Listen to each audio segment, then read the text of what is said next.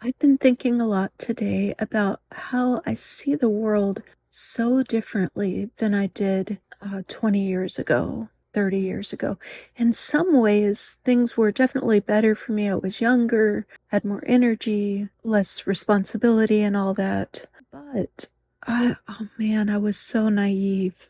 Oh, I see the world just drastically different today. And I've talked before about was in a pretty toxic religious environment growing up, and then definitely from about 2000 to 2008, super toxic religious environment. I grew up in a similar environment, and I think the mindset got put into me then. And as teenagers and young adults do, I rebelled against it a little bit. I still believed the core dogma, for lack of a better word, of the gospel that I was taught growing up, that we're terrible sinners and need Jesus to die on the cross for us.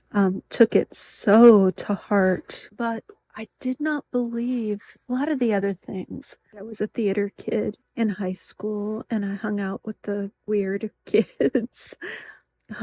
But the alternative crowd was where I fit. And I can remember before LGBT was an accepted thing, but I had a gay friend my senior year who came out of the closet to me for the first time. He hadn't, to my knowledge, from the conversation we had, come out to anybody before me, and he was so sweet. I can remember my mom and grandma saying some disparaging things, and church saying some disparaging things about the LGBTQ plus community. It wasn't even called that back then. And I can remember saying to my mom, well, I don't believe in your God. I believe in God, but not the God you believe in. And I can remember her saying, there's only one God. There's no other God. You have to believe in my God with my doctrine. That is the truth, and there's nothing else.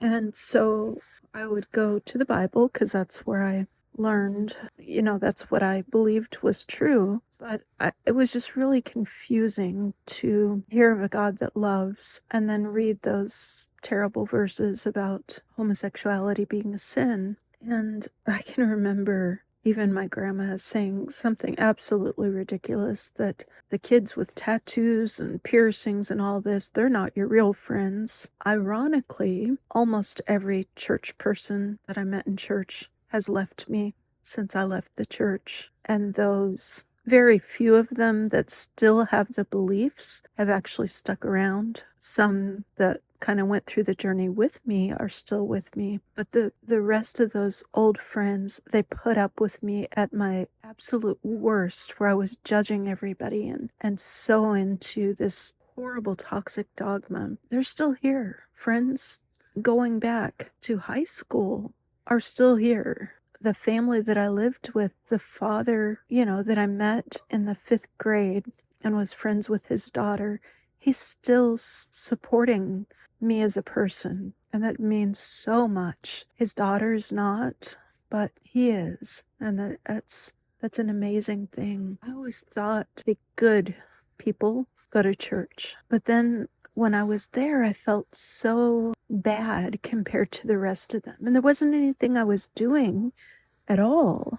I just felt different from everybody else there. I wasn't doing anything wrong. I never did drugs. I never drunk till 21. Well, I did have a little sip, I think around 18, in a mixed hot cocoa drink once. But I mean, hardly anything in it. But definitely not a bad kid. But I had this beliefs that I needed to either let go or double down on. And so around 1998, I think, I took a world religion class, and the world religion class teacher was an atheist. And I remember him saying, out of all these religions that we're studying, Islam, Christianity, Buddhism, Judaism, there's only one that is different. And I was still very much a Christian in this class. The one that's different is Christianity. you don't have to do anything. You don't have to have good works. You're simply given a gift. The rest of them are kind of works based, is how he put it. And I thought, oh my goodness, he is proving my religion. He's proving Christianity. I very much would love to go back in time and kind of be a fly on the wall from this side of things and listen to him again. He said it in such a way that I thought he was promoting Christianity, but it very well may have been my naivety at the time. I'm not sure. But from there, I thought, okay, this has got to be all true or none of it's true. And I believed it was all true. So doubled down, and I've talked about it before, but completely doubled down to the point where I ended up working in a church, then working in Christian ministry. I believed it more than a lot of people on staff in the church. I was definitely more serious about it, for sure, in my mind. A lot of people that I met used what I thought used Christianity kind of as a handed down belief. You're Tennessean and you're Baptist or whatever. You're American and you're Catholic or whatever. It was just kind of something you always went to church, but today we see a lot of patriotic Christians that, they'll argue things, but they don't really believe it. I really believed it at that point. But I still, I loved my gay friends, and I had more at that time, but I had such a hard time with it because the Bible's saying one thing and it didn't line up with my love for my friends. And then what I really had a hard time with, since it directly affected me, was what the Bible had to say about women. You can argue just about anything you want in the Bible. There's some wonderful affirming things about women in the Bible. Proverbs 31 woman, every woman wants to be that, but there are equally horrific things about women. And I've heard everything justified away and excuses for the most awful kind of thing. And it just really harmed my sense of self. Every time I had questions about it, I was told it was such a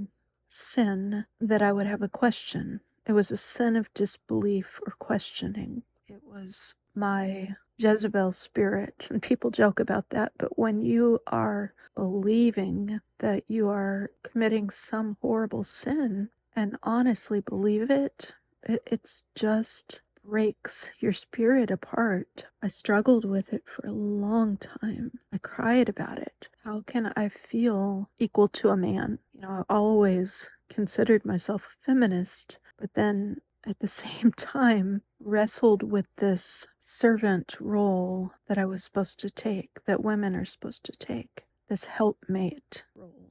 I didn't feel like that was the role I was supposed to take at all. And I kept being told it's the devil after you. It's the devil. And, when you don't believe it, it's easy to laugh about it. But when you believe the big picture of it and then have to believe all these little things that come with it, it's very confusing. And it's so detrimental to women. It is so harmful to your spirit. I had similar issues with the doctrine of divorce and a terrible marriage. Didn't think I was ever allowed to be married again. Didn't think I could ever be loved again. And I really wanted a relationship at that point. And so that was horrible too. After I got divorced, I went through divorce care with the church 3 different times, trying to make sense of things. I was in a bad marriage. I've shared before, I'm not going to share again. I was in a complete mismatch and a bad marriage. I share my faults for sure. It wasn't good. And I frankly don't think I would be alive today if I had stayed. He actually left because I was going to stay in that marriage no matter what. If it ended me, it ended me. I felt like people around me said, you made your bed, you need to lie in it. My mother said it. My best friend at the time said it, and both of them on numerous occasions. People are just hard on each other. And gosh, when you're in something like that, the last thing you need is more enemies. So it got to the point where things got so bad.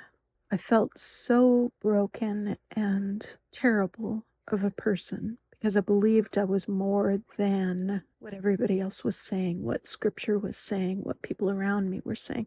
I believed I was more worthy than this horrible person that everybody was saying I was, and other people were just for existing. Nothing specific to me other than I believed I was somehow better than a servant to a man. But it got so bad. There came a time where I took almost a full bottle of pain relievers, not over the counter ones, prescription ones. I don't know how I'm still alive. And then I still believed it and still was so broken that I honestly believed in 2012 was the end of the world and Jesus was coming back and all this. During that time, it was December something, I can't remember the exact date, that the end of the world was supposed to happen. We were visiting my grandmother in Tennessee for Christmas and was just, waiting, looking at the clock till midnight came that day and nothing happened. And my mind was blown, and I can remember things crumbling right then and there. And then in the next year, 2013, found this book called Raising Hell. Read this book about all the times hell is used in the Bible and the original words and how they don't mean what I was told they meant. And learning that once the concept of hell crumbled, the entire house of cards fell down. It still took a couple more years to undo the level of brainwashing I was under, and I still have incredibly low self-esteem. I still have that little, maybe 2%, 1% thought, what if I'm wrong? But I think Jesus was an incredible person and prophet in history, but I no longer believe that we needed a human sacrifice.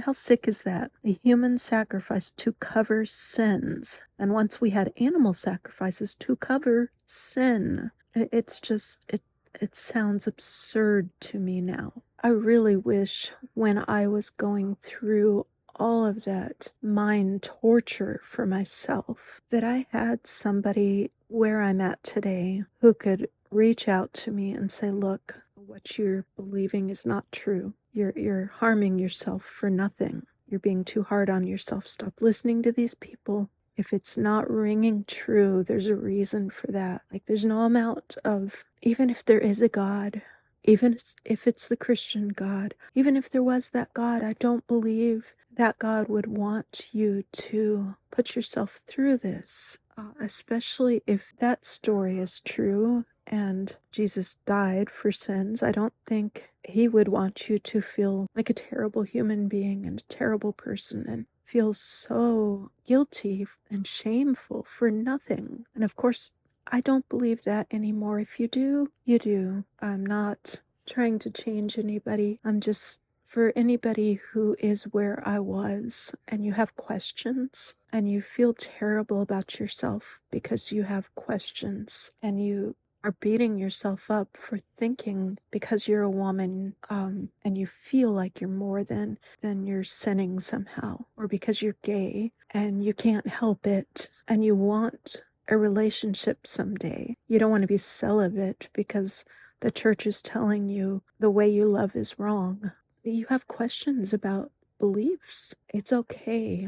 It is okay. Even if your God is real, it is okay to have questions. It's okay to inform yourself on things. It's okay to study. It's okay. Nothing's going to happen to you just for having questions. Even the Bible says if you have questions, to follow the questions and they'll be answered. So I'm sharing way more than I wanted to today, but I hope this helps someone. If you ever listen to it, it helps me to talk about it. Even though I've left a long It's been more than 10 years now. It's still something that I have pretty complex trauma about. And so that's it for tonight. I hope this helps somebody.